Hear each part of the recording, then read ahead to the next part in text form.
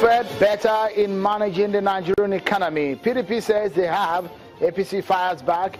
They say they met a battered, mismanaged and corrupt economy. We weigh in as the blame game continues.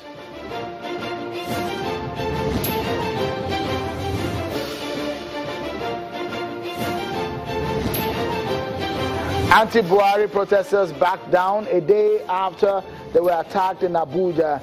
They say they are going back to the drawing board.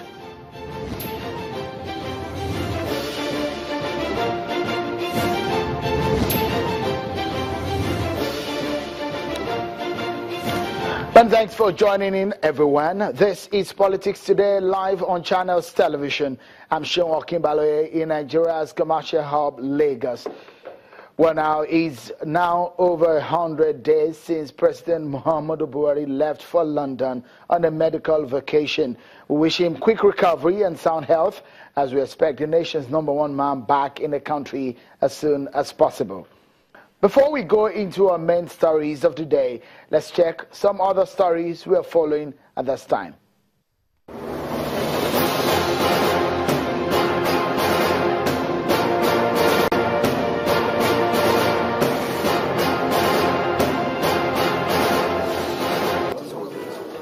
Nine more resident electoral commissioners have been sworn in today by the chairman of the Independent National Electoral Commission, Professor Mahmoud Yakubu.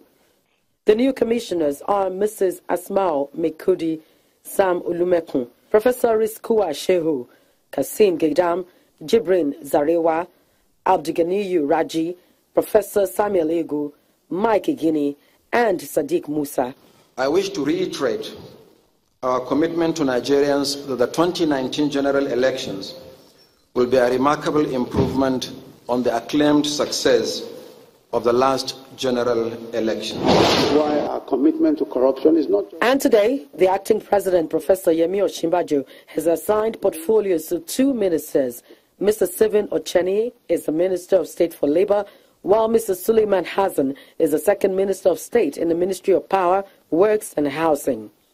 The acting president also swore in 15 permanent secretaries in the Federal Civil Service. Few days after the PDP non-elective National Convention, the politics for the elective convention slated for December has started. Today, some PDP chieftains, led by a former minister, Chief Ebenezer Babatokwe, are rooting for a member of the party's board of trustees, Chief Olabode George. This is the man that can now help our party to resuscitate and renew itself along the line of a triumphant new beginning.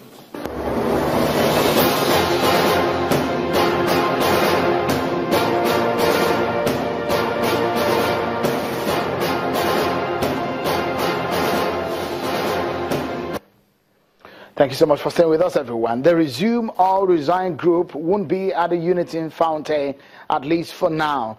They have suspended their daily sit-out and also cancelled a proposed march to the presidential villa from the popular Unity Fountain for fear of clash with a pro-Buhari group.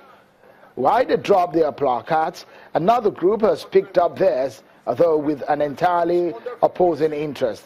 The group called the Niger Delta Youths marched in support of President Buhari, describing calls for his resignation as unpatriotic.